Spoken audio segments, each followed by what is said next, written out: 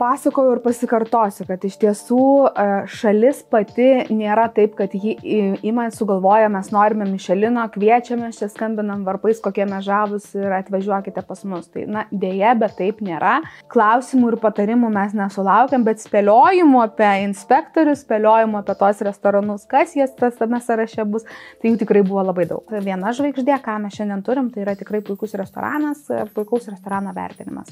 2 žvaigždutės iš esmės reiškia tai, kad jeigu tu turi, susiplanavęs maršrutą, tai verta jau iš to maršruto nusukti, nes tai tikrai irgi labai geras restoranas. O 3 žvaigždutės, tai jau nuostabiausias restoranas, dėl kurio verta tiesiog susiplanuoti savo atskirą kelionę. Ką rodo aplamai turizmo tendencijos, kad žmonės nebenori, kaip jau minėjau, tiesiog matyti, jie nori patirčių, o kas geriau leidžia sukurti tam tikras patirtis negu maistas. Tai tikrai keliautojams įdomu regioninis maistas.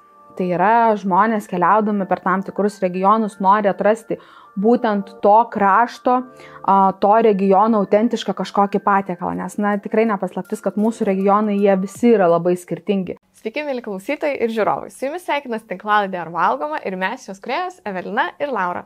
Tikiuosi, kad šitą pokalbį klausot pakeliui prie jūros, prie ežero ar į sodybą. Jeigu savo atostogų dar nesuplanavot, tai tikiu, kad šiandienos pokalbis tikrai paskatins tai padaryti. Prieš tai noriu padėkoti mūsų draugams Audiotekai už garsą, vaizdą ir šią nuostabią studiją. Ir jeigu pažadėjot savo šiais metais skaityti daugiau knygų, tai pusė metų jau praėjo ir Audioteka gali būti ta pagalba, kuri padės įvykdyti savo pažadą. Sveiki. Taip, Laura neveltui įsiminė keliones po Lietuvą, nes šiandien pasikalbėsime apie gastroturizmą. Prieš kelias savaitės tikrai visus nudžiugino visą Lietuvą apskrieja tiesiog žinia, kad esam pagaliau Michelin šeimoje. Net 4 restoranai gavo Michelin žvaigždes, dar 4 Bib Gourmand kategoriją, dar 26 įtraukti į rekomenduojamą aplankyti vietų sąrašą. Tai tikrai, tas gidas labai mus įvertino, tai būtent apie tai ir pakalbėsime. Pakalbėsime apie tai, kaip keisis dabar mūsų gastroturizmas ir koks jis apskritai yra.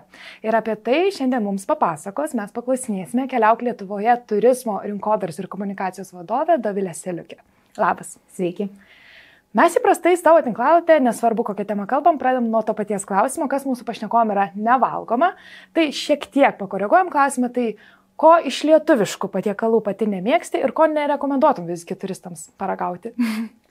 Tai dabar tikriausiai mane nulinčiuotų žmonės išgirdę, nes ko aš nemėgstu, negali nerekomenduoti.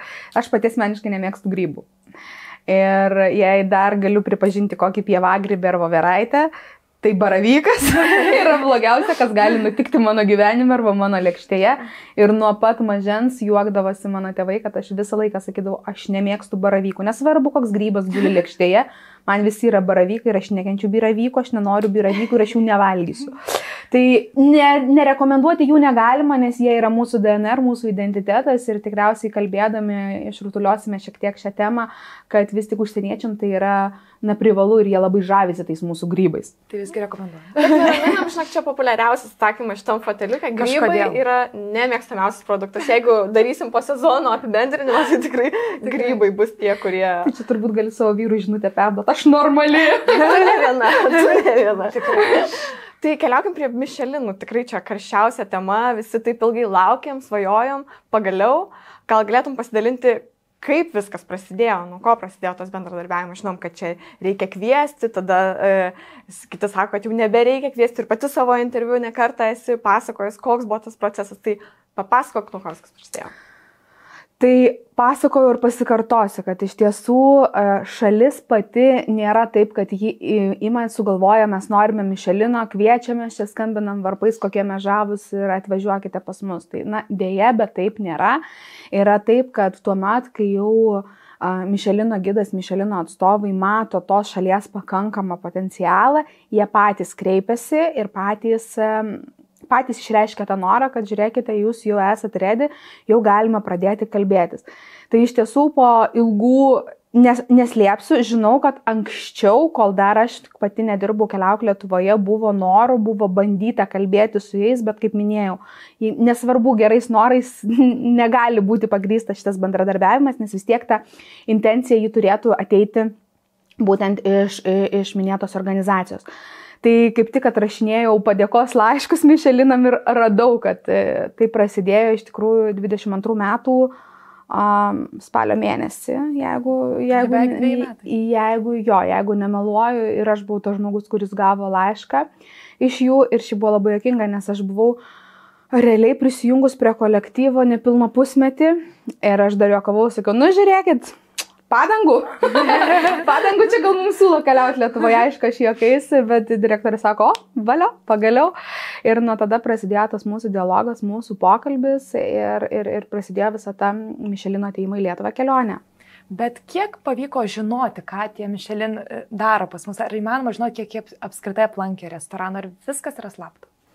Pats visas procesas iš tikrųjų yra labai konfidencialus, ką mes žinome tik tam tikrus etapus, kad tai yra visų pirma viskas prasideda, nepaisant to, kad jie jau turėdami tam tikrą įspūdį, tam tikrą matymą mūsų gastronominės virtuvės, ar ne, matydami visą tą paveikslą, išreiškia savo interesą. Visame šitame procese pirmasis etapas yra tokia gastronomijos studija. Tuomet, kai jie aplanko dalį restoranų, įvertina ir tuomet pateikia tam tikras išvadas. Bet tos išvados, nėra jos skaitinės, kad, aplankėme, 100 restoranų ir mums patiko šitas. Tai ne, tai yra vertinami tam tikri kriterijai vis viena, pačios gastronomijos potencialas, išskirtinumai, tam tikri bruožai ir tuomet jie taip žymint tam tikrus aspektus pasako, kad ar mes galim šiais metais keliauti toliau su vertinimu ar ne.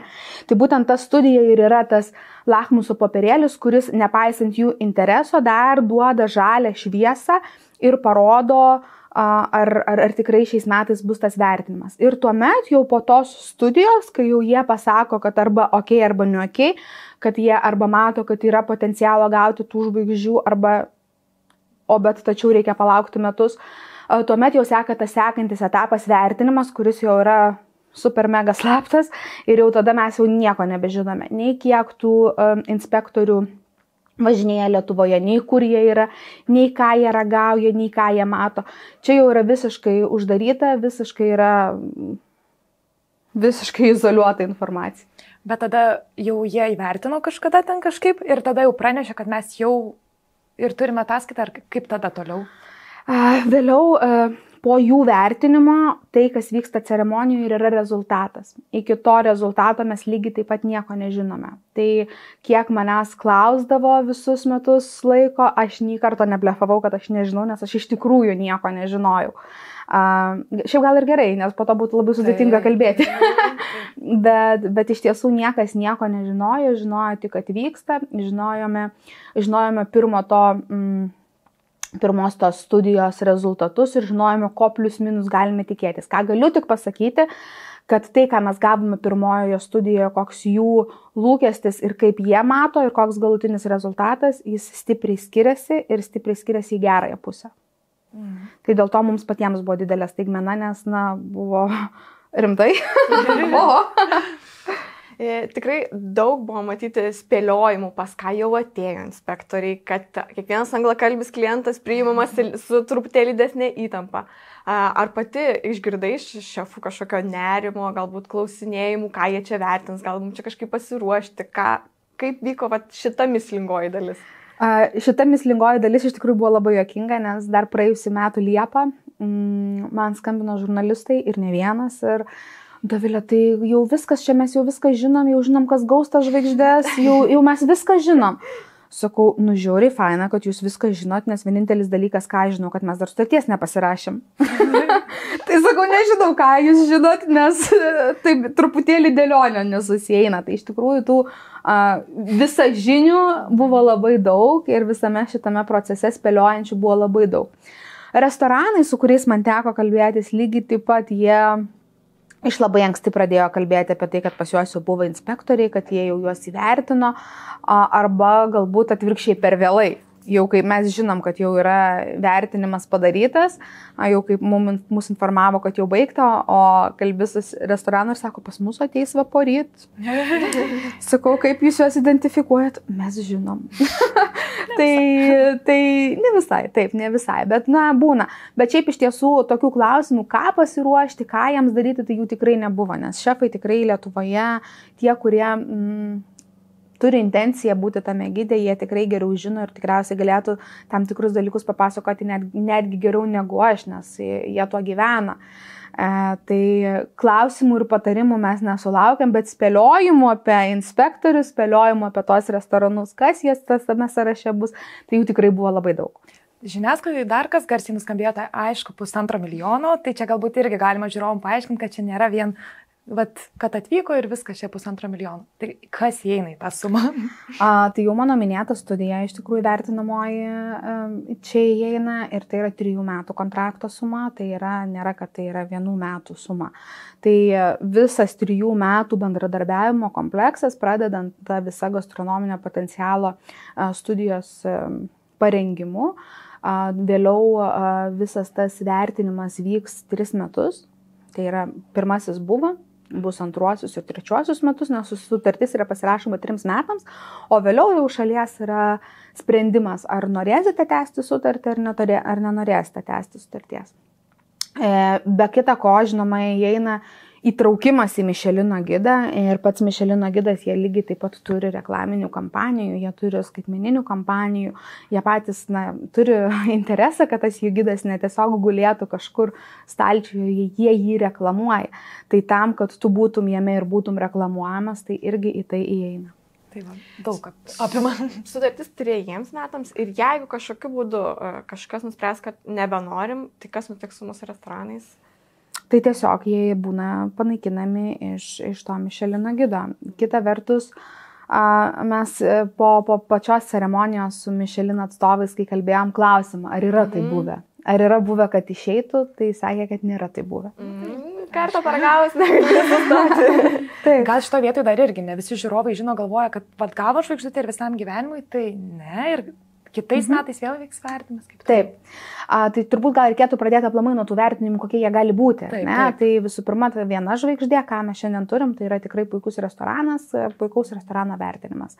2 žvaigždutės iš esmės reiškia tai, kad jeigu tu turi, nežinau, susiplanavęs maršrutą, tai verta jau iš to maršruto nusukti, nes tai tikrai irgi labai geras restoranas. O 3 žvaigždutės tai jau nuostabiausias restoranas, dėl kurio verta tiesiog susiplanuoti savo atskirą kelionę. Be kita ko yra tas jūsų minėtas, ką turime 4. Mūsuose tai yra BIP Gourmet, tai yra kainos ir kokybės santykis. Restoranas, kurio teikiamas maistas atitinka tokį, sakykime, kainos ir kokybės santykį. Yra ir žalioji žvaigždutė, kurią irgi turime. Sakė iš tiesų, ką minėjo patys Michelino atstovai, kad tai yra pakankamai reta žvaigždutė ir pakankamai retai gaunama. Bijau suklysti, bet jei gerai pamenu, kad tik 25% šalių turi būtent žaliąją žvaigždutę, kuri simbolizuoja restorano tvarų požiūrį, tvarumą, tvarų požiūrį į maistą, ar ne? Ir tai apima ne tik patiekalus, tai yra apima ir produktus, kurie guli lėkštėje, į tiekėjus netgi, koks tiekėjų požiūris į tam tikrus produktus. Tai va, ir be viso šito pūlo skelbiamų jau tikrai žinomų nominacijų yra papildomi apdovanojimai, kurie yra skiriami jau kiekvienai šaliai atskirai. Kokie jie būna, jie iš anksto nėra skelbiama, nėra taip, kad galim, pasižiūrėti sąrašą, kad ten 40 listas ir ką mes čia gausim paspėlioti. Tai jų nėra, galima tik nuspėti. Tai mūsų atveju mes gavome someljė įvertinimą, gavome jaunojo šefo įvertinimą, gavome už servisą aptarnavimą, taip lietuviškai būtų už aptarnavimą. Tai dar tokie papildomi įvertinimai, kurie iš tikrųjų irgi leidžia užsidėti savo tam tikrus antpečius. Tai po metų vėl? Po metų vėl keliauja inspektoriai, po 2 lygiai taip pat vėl keliauja inspektoriai, po 2 metų ir po 3 metų vėl mūsų laukia tam tikra šventė, kurios metu yra paskelbiami rezultatai. Ir jeigu restoranas šiais metais gavo 1 žvaigždę, tai nebūtinai jisai kitais metais ją irgi gaus. Tai čia yra tam tikras įsipareigojimas ir darbas išlaikyti savo kartelę, išlaikyti tai tą patį įspūdį, tą pačią kokybę, kurią atstovai, inspektoriai rado pirmąjį kartą, išlaikyti ją ir antriesiems metams. Bet gali nutikti taip, kad ir 2 žvaigždę gausim. Pavyzdžiui, tai turi tą pavyzdį, kai dabar bijau pameluoti, ar 2 ar 3 metais jie gavo 2 žvaigždę. Tai vėlgi įmanoma ir tikrai nėra, kaip sakant, sky's the limit. Tikrai yra kur stengtis, yra kur tobulėti, nes yra dar ką atrakinti. Čia kaip demo restorano šefas Tadas sakė, kad buvo dabar šventė per apdovanojimus, dabar prasideda darbas. Tai turbūt ir išlaikyti, ir vis tiek, turbūt yra paskata ir dar labiau stengtis ir tikėsimės išlaikyti tos rezultatus. Ir natūralu, kad tikriausiai užgriuva klientų srautai, ką jau ir matėm, ir mūsų jau restoranai skelbė, kad rezervacijos mėnesį ar dar daugiau pilnai užpildytos. Ekonomikos ir inovacijų ministerija prognozuoja, kad pritrauks papildomus 3-4 milijonus mišeliniai restoranai. Kokios kitų šalių praktikos, ar to žvaigždutės atsiperka, ar tai tikrai galbūt taps priežastimi tapti gastroturizmo šalimi? Aš asmeniškai nei vienoje šalyje nesu dar girdėjusi tokio konkretaus paskaičiavimo, nes tai būtų labai sudėtinga išskaičiuoti. Čia realiai turi daryti tam tikrą tyrimą ir klausti tų atvykusių turistų, tai kokios priežastys jūs paskatino atvykti ir būtinai pats turi įdėti Mišelino variantą, nes kitaip jie irgi gali nepagalvoti apie tai, kad buvo tai jų pagrindinė priežastis. Tai kitų šalių konkrečių paskaičiavimų tikrai nesu mačius ir nesu girdėjus, bet kiek teko kalbėti su kitų šalių restoranų atstovais iš esmės, tai tikrai užtikrina restorano užimtumą. Tai tą pačią situaciją mes jau matome ir čia. Tai jeigu kalbėjo vienas šefas iš Norvegijos, kad jo restoranas yra pilnai rezervuotas, visiškai viskas rezervuota yra 2 mėnesiams į priekį. Tai šiai dienai po pirmosios savaitės jau viename iš mūsų žvaigždučių restoranų bandėme rezervuoti vietą nuomonės formuotojų turui iš užsienio. Sako, 5 dienas į priekį viskas jau yra užbukinta. Tai savaitį prabėgus turime 1,5 mėnesio jau už rezervacijas ir manau, kad tai yra tik pradžia. Tikrai tikiu, kad ir pas mus ta kartelė pasieks tą 2 mėnesių limitą, kas tikrai padeda šiuo atveju restoranams planuotis jų darbą, užtikrina užimtumą ir tuo pačiu, ir į valstybės biudžetą tie papildomi pinigai kapsi. Bet taip konkrečiai aš skaičiais nebūčiau linkusi labai operuoti, nes tai yra labai sudėtinga paskaičiuoti. Bet labai tikiu ir labai noriu tikėti, kad tai bus tikrai tiesa. Mes patvirtinam, kad mes į Taliną kelionę susiplanavom pagal Mišeliną. Tai reiškia, kad tikrai yra tų turistų, kurie taip daro. Taip, tai iš tiesų yra ir kokius mes iš Keliauk Lietuvoje perspektyvos darėmės namų darbus ir ką mes tikrinome, ką mes žiūrėjome, ar ne. Tai šiai dienai tų tikrųjų mišelininių arba gastronominių turistų mes jų neturime. Mes turime turistus, kurie pas mus atvyksta dėl kultūros, dėl gamtos, bet jie visi aplanko mūsų restoranus. Ir kas yra labai džiugu, kad tų, kurie aplanko, vertinimas mūsų restoranų yra labai puikus, nes gerai arba labai gerai vertina 89%. Tai iš esmės jie atvyksta į šalį, bet tas pirmasis impulsas yra ne būtent maistas, bet maistas yra tai, ką jie čia tikrai veikia visi. Lygiai taip pat ir vietiniai turistai keliaudami, jie lankosi maitinimo įstaigose, bet lygiai taip pat ir užsienio turistai, jie čia tikrai aplanko mūsų gastronominės vietas. Dėl tų dar 45 dienų vis galvoju. Skaičiuoju, kada čia galėsi rezervuoti. Klausiau šios irgi interviu, girdėjau to paties šefo, tai čia pas juos yra, sako, tik tiek sistema rezervacijos apskritai atidaryta. Sako, mes visą laiką tik 45 turi max. Tai sako, jeigu būtų daugiau ir būtų. Nes sako, pas mus 45 ir toliau net nėra galimybės. Tai čia reiškia max kiek ir įmanoma. Ir dar pasigirdo irgi visokių nuogastavimų, kad dabar restoranai ims kelti kainas, kai kurie jau iškart pasakė, kad ne. Ką tenka girdėti šitų klausimų? Taip, tai mano klausimas irgi buvo Mišelino atstovam, kokia jų praktika, kaip jie mato. Tai iš tiesų nemato jie to tokio labai dažno, kad kainos dabar jau čia kils ir viskas. Dėl to, kad ta kokybė ir ta kartelė, kuri jau yra užkelta, na, jie jau ją turi iš esmės, tai jam ją reikia palaikyti. Kas galbūt kartais nutinka, tai, kad restoranas turi plėstis, jie turi pasisamdyti daugiau darbuotojų, galbūt jiems reikia kažkokios infrastruktūros geresnės. Tai kartais tai lemia kažkiek kainos pakelimą, bet tai nėra toks labai jau stipriai ženklus kainos pakelimas, kad jisai jau kaina ten 40% pakils.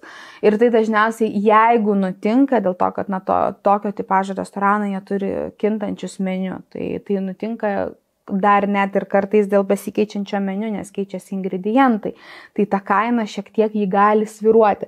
Bet taip, kad dėl to, kad restoranas gavo Mišeliną ir staiga jo kaina padvigubėjo, tai to nebuvo fiksuota ir nėra matę. Ir tikriausiai vartantis Michelin gidą irgi gali pastebėti, kad ten pažymima net ir kainos lygis, kokiam yra restoranas, tai tie pokyčiai irgi tikriausiai inspektoriams kitiems metams vėl papildomų įneša eilučių apsvarstymam. Tai čia tikrai daug, manau, dar spėliosim ir prognozuosim, kas čia bus po metų, bet, manau, pakeliaukim po Lietuvą, jau užsiminiai, kad turistai vis tiek ragauja atvykę, nors ir neturėdavo Michelinų, bet rasdavo ką paragauti. Galbūt žinomos, kokios tas kryptys, patiekalai, ką jie mėgsta ragauti Lietuvoje.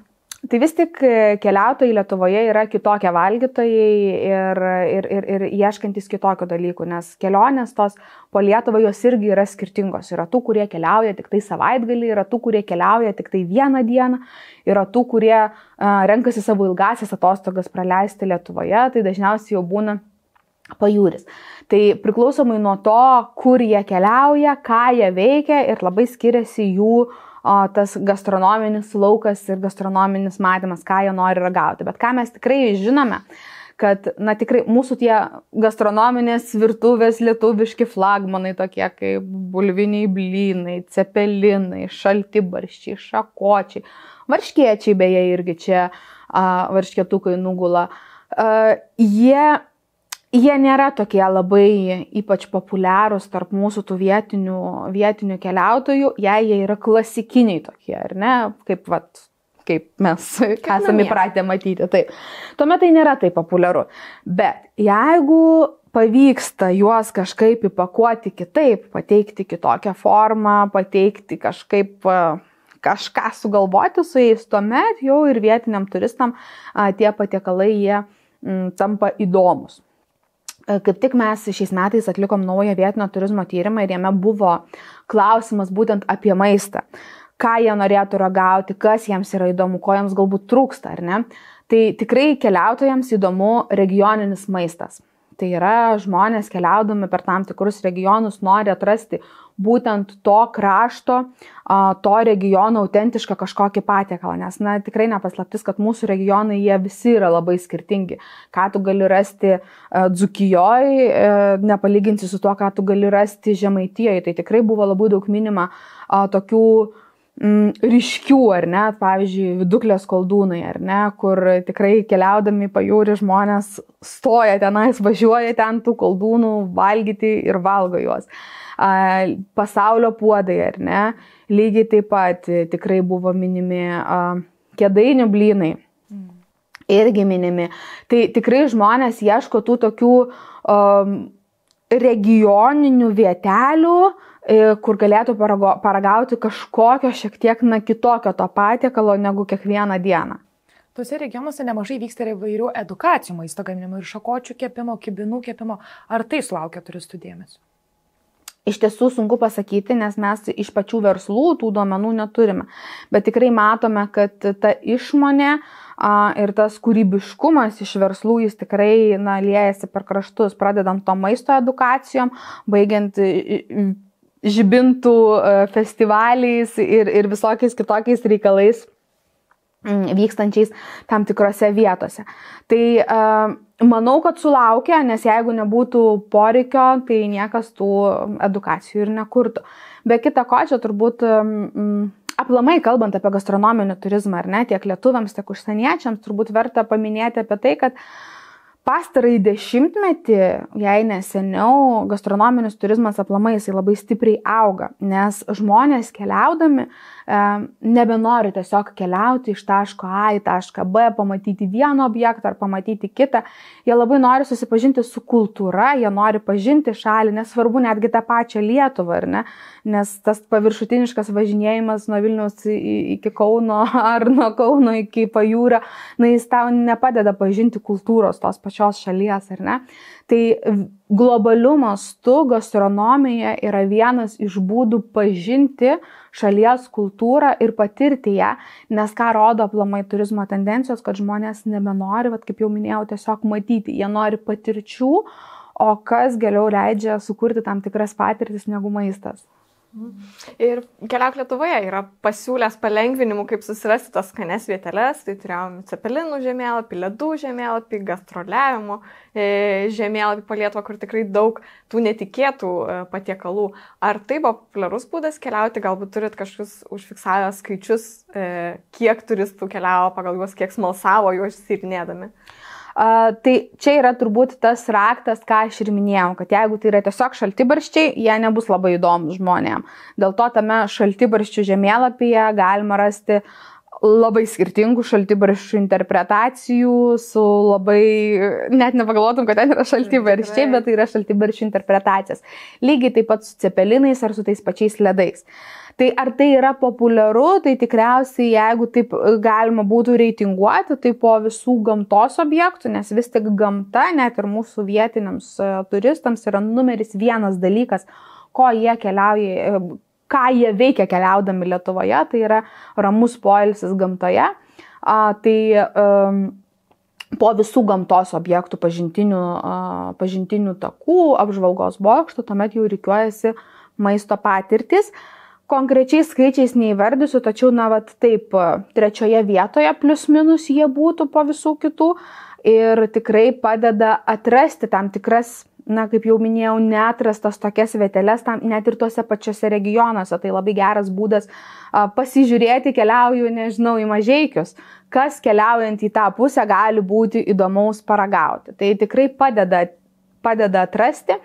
Ir iš esmės šitie būtent žemėlapiai, jie yra daugiau skirti vietiniams turistams, ne užsieniečiams, nes užsieniečiams jie truputėlį tų kitų patirčių ieško, jie nori paragauti autentišką tą cepeliną, ne kažkokį tai dekonstruotą, ar tą patį šaltibarštį, jie nori jį pamatyti rožinį, tokį, koks jisai turi būti, o ne galbūt kažkokią interpretaciją sumėtomą ir ridikėliais.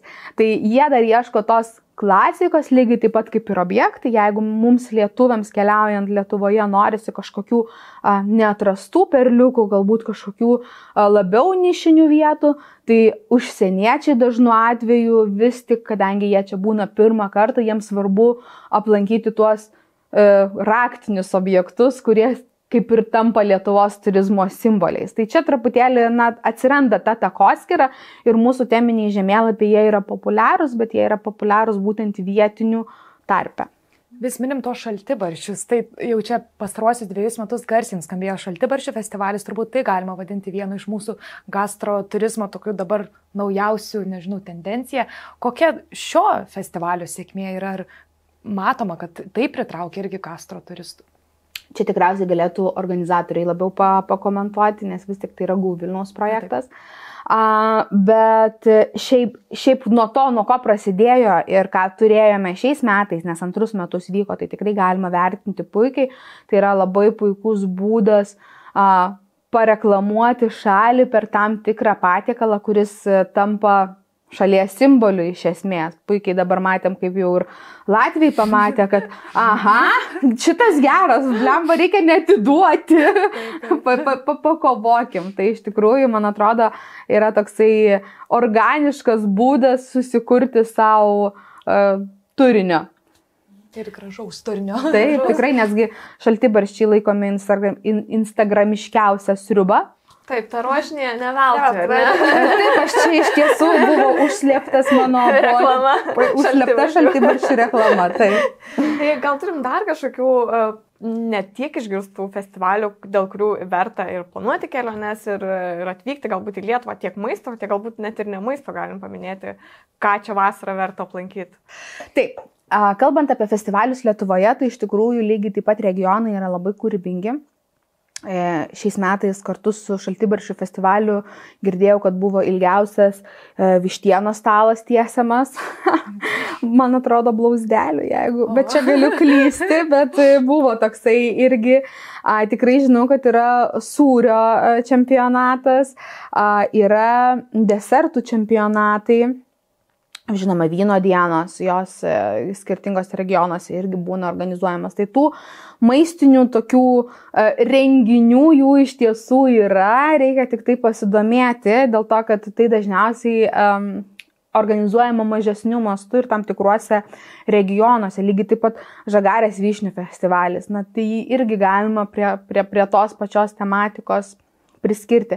Tai tik tai reikia pasidomėti, pasižiūrėti, nes tikrai regionai šito klausimu yra irgi labai išmanus ir jie sugalvoja savo temų, savo būdų pritraukti būtent pas save turistų.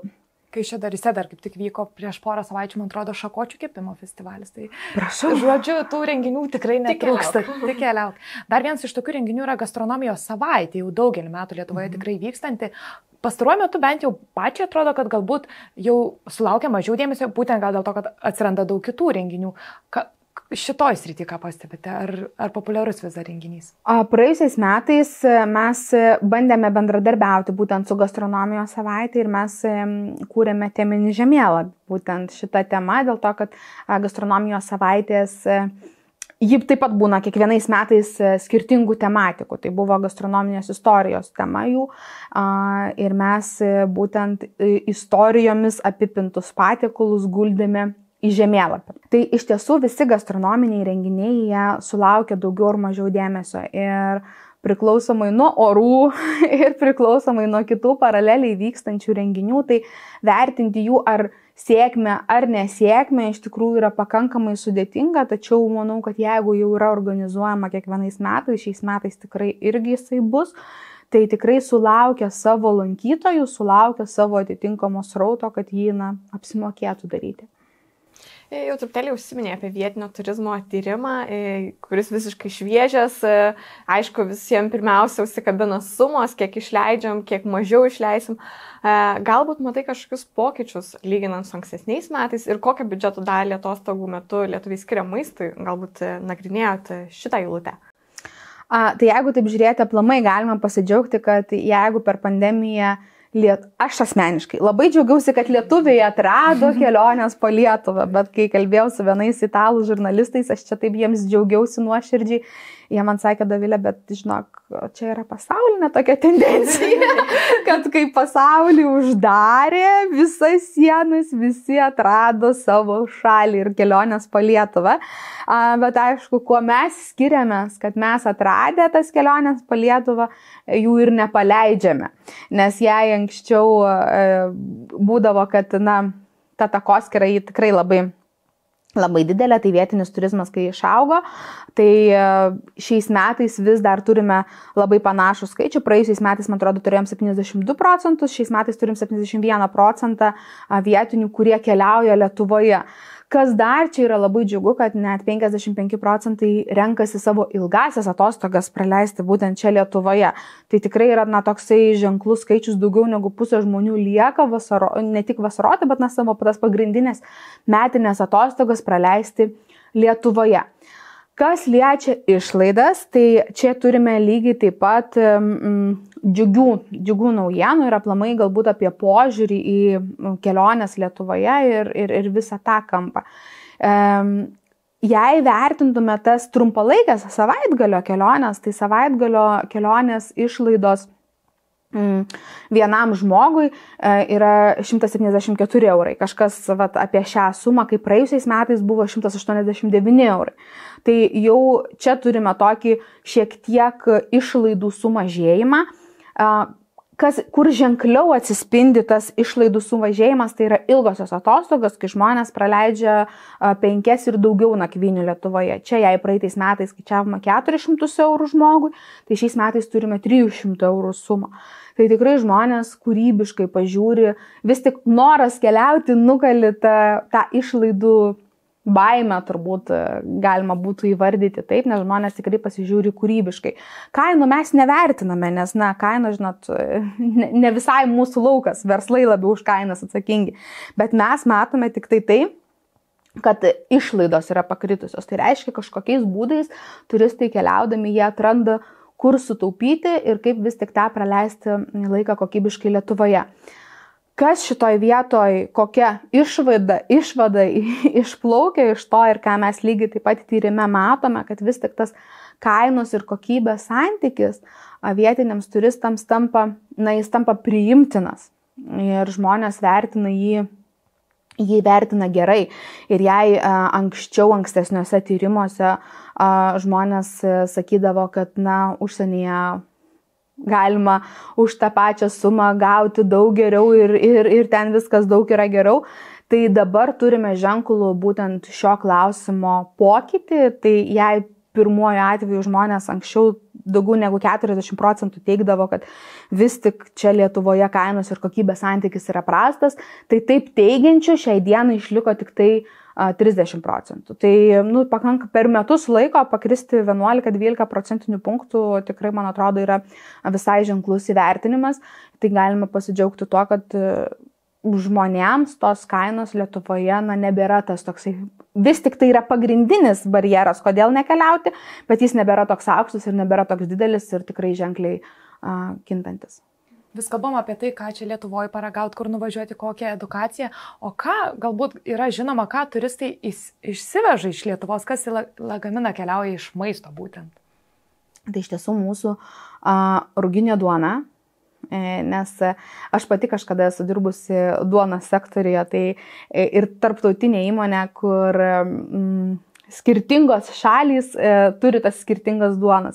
Tai būtent mūsų ruginė duona su kmynais, jie yra kitiems kažkas labai keisto, kažkas labai neįprasto. Tai tikrai tai yra tas dalykas, kurį žmonės paragavę yra linkę vežtis. Žinoma, šakotis. Tai yra toksai mūsų prekės ženklas, jeigu jį taip galima įvardinti. Tai jis tikrai irgi keliauja. Dar labai dažnai keliauja, kas ne iš maisto, tai yra gintaras, žinoma. Gintaras, linas, medus, žolelės, tai čia irgi išvažiuoja iš mūsų kaip lauktuvės. O jeigu visgi kalbėtume apie vietinius turistus, kasmet tikrai socialiniuose tinkluose kažkokia viena vieta dominuoja. Tikrai ar tai būna Pajūrio kažkoks netikėtas perliukas, nežinau, Merkinė, Panevėžys. Kas šią vasarą bus tas dalykas, kurį visi norės aplankyti? Gal jau esate apčiuopę, kur čia visi traukia? Tai jeigu vėlgi kas bus šiais metais pasakyti labai sudėtinga, galime tik tai numatyti tendencijas, ar ne? Rekomenduoti gal kažką? Ar galime numatyti tendencijas arba galime rekomenduoti. Tai vis tik lietuviams numeris 1 dalykas, jeigu mes kalbam apie trumpąjį poilsį, yra gamta. Tai yra pažintiniai takai ir apžvalgos bokštai. Tai tikrai praeitais metais atidarytas naujasis apžvalgos bokštas Tauragėje, Pagramančia, tai jis vis dar nėra, jo žvaigždė nėra išblėsusi ir jis tikrai yra lankomas, manau, ir bus lankomas dar ilgai, dėl to, kad tikrai yra labai šviežias ir pats šviežiausias. Lygiai taip pat pažintiniai takai, Varnikų takas, jis yra tituluojamas pačiu mylimiausiu Lietuvoje ir kaip tik dabar yra po rekonstrukcijos naujai atvėręs duris. Tai tikėtina, kad tikrai irgi gali būti sudėtinga prie Trakų į tą pažintinį taką patekti.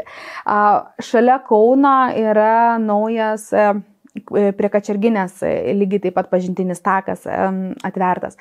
Tai tikėtina, kad irgi sulauks didelio srauto. Aplamai visi pažintiniai takai, jie yra, nepaisant jo naujumo ar senumo, jie yra labai labai lankomi ir ypač tie, kurie yra arčiau kurortų, Birštono, Anykščių.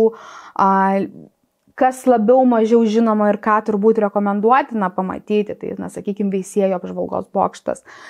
Jis yra išskirtinis tuo, kad jei paprastai mes į apžvalgos bokštą einam šviesiu paros metu, tam, kad pamatytų apylinkės, tai būtent jis yra kitoks tuo, kad naktys yra apšviečiamas sutemus skirtingomis spalvomis. Tai jisai pats iš savęs labai įspūdingai atrodo. Kirkilų apžvalgos bokštas, nemirštanti klasika. Tiems, kurie keliauja būtent į Biržų kraštą, būtent į tas pusės, tai tikrai jisai yra vertas aplankyti, nes ir apžvalgos bokštas ir pažintinis takas yra visai šalia čia pat. Tai yra tikrai tokie objektai, kuriuos verta ir teisinga pamatyti, o jeigu jau ilgosios atostogos, tai čia jau mes be konkurencijos nieko nebeprisiūlysim, jau viskas aišku, visi keliauja į Pajūrį, Klaipėdos regionas, Palanga, Šventoji ir ten leidžia savo atostogas. Tai žodžiu, tikrai Lietuvoje yra labai daug aplankyti, labai daug rekomendacijų. Aš dar žinot, ką pridėsiu, iš tikrųjų, mūsų pačių šių metų tikslas yra ir ką ir verta ir teisinga būtų tikrai aplankyti, tai mano jau minėti regionai, ar ne? Mes labai dažnai pamirštame juos, tiesiog pravažiuojame, važiuodami magistralę iš vienos pusės į kitą pusę, bet mes nesustojam. Bet čia kelionės po regionus, jos dar daugiau žavesio įgauna tada, kai mes padarom namų darbus. Bet čia, žinot, turbūt man toksai yra visada didysis klausimas, tuomet, kai mes važiuojame į užsienį, mes sėdim, ieškom informacijos, domimės istoriją, domimės tam tikrais objektais. Nusisamdyti gidą arba pasikviesti, nežinau, nueiti į ekskursiją atrodo savaime suprantamas dalykas. Bet keliaujant Lietuvoje, kažkodėl tai tampa tokiu keistų reiškinių. Kažkur sustosim. Sustosim ten kažkur, pavalgysim ten kažkur prie gatvės. Ai, kad čia dešrainiai neskanus kokie tai. O tai čia visai neįdomu, tai ką čia pamatyti. Tai man atrodo, tą įprotį, jeigu keliaujant į užsienį turime pasiplanuoti, pasižiūrėti, pasidomėti istoriją, kažkokiais tam tikrais dalykais arba nepatingėti susirasti kažkokį gidą ar edukaciją. Tai labai norėtųsi tą įprotį persikelti ir Lietuvoje, nes ir Lietuvoje yra labai įdomių ekskursijų, labai įdomių tų pačių patiekalų, labai įdomių edukacijų ir labai įdomių istorijų regionuose, pačiose regionuose. Tai tikrai labai raginčiau nepatingėti ir tuos pačius namų darbus pasidaryti Lietuvoje ir tuomet tikrai kiekvienas pamatytų, kaip tos patirtys jos gali pereiti į tą kitą lygį. Turbūt vienas namų darbų paruoštų, kur yra tie žemėlapiai, kuriuos Keliauk Lietuva yra paruoštas ir jeigu apie maistą kalbant, gal kokį ledų maršrutą, gal kokį cepelinų šaltibarštį, tikrai paruoštukų yra, tik tai nepamirškit jų pažiūrėti. O dar kalbant apie gastroturizmą, kas šioje srityje pasaulyje, gal rodo kažkokį pavyzdį, gal iš kažkur semėtės irgi idėjų, kas čia lyderiauja? Kas iš tiesų labai stipriai nuo kitų mados sostinių nesiskiria. Gastronomijos lopšys irgi glūdi Prancūzijoje, bet tai tikriausiai galima labai stipriai surišti su Michelinu, nes Michelinas yra būtent iš Prancūzijos kilęs, tai tikrai virtuvės įkvėpimai ir meistrystė ateina iš ten, lygiai taip pat yra Italija ir Ispanija. Tai būtent šitos 3 šalys yra tokios laikomos gastronomijos ikonomis, kaip madoje, taip ir gastronomijoje. Nieko netikėto, kaip ir sakai pati. Tikrai taip. Na ir pabaigai įsivaizduokime, kad turim užsienio turistą, kuris nori savaitgalį atvykti į Lietuvą ir būtinai kažkaip įtraukti maistą į savo kelionę. Kur mes jiems siūlom keliauti, gal kažkokia, gal ir klausytojams bus idėja savaitgaliu, į kurią kryptį čia jam pasiduoti.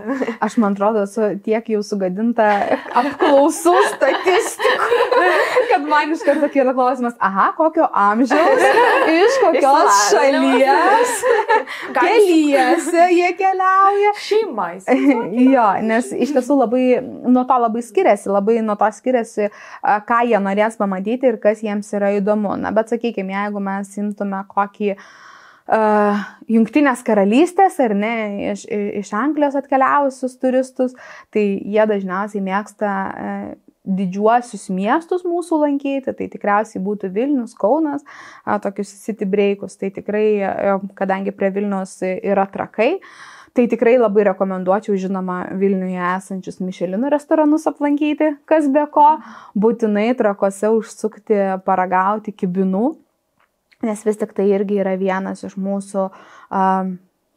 mūsų virtuvės pasididžiavimų, ko mes iš tiesų ko nepalėtėm, bet ką verta ir teisinga paminėti, kad aplamai Lietuvos visa istorija yra tokia bendra kūrybos darinys, ar ne? Ir ta pati mūsų gastronomija, joje labai susiniveliuoja moderni virtuvė, mūsų tautinis paveldas ir kitų šalių įkvėpimai. Nes nežinau, ar žinojot, kad, pavyzdžiui, lazankės į Lietuvą atvežė Bonas Sforza.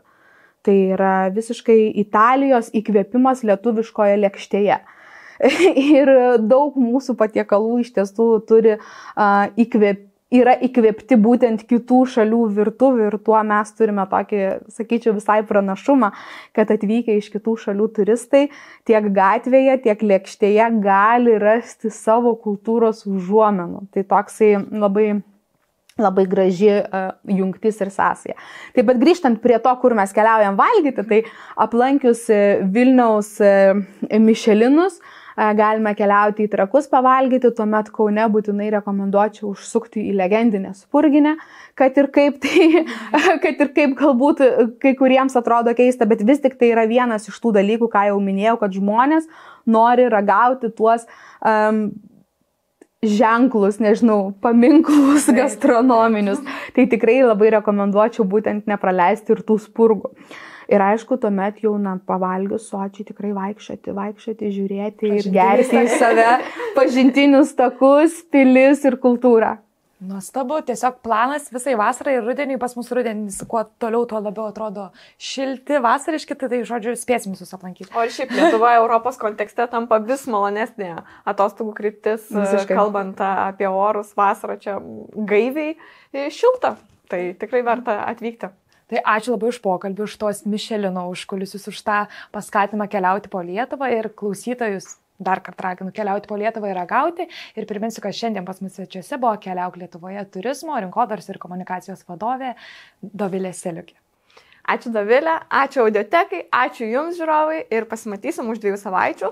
Na, kad tas laikas labai neprailgtų, kviečiu mus sekti Instagrame, mes ten vis Jums paserviruojam turinio, tai tos 2 savaitės praleis visai greit. Iki.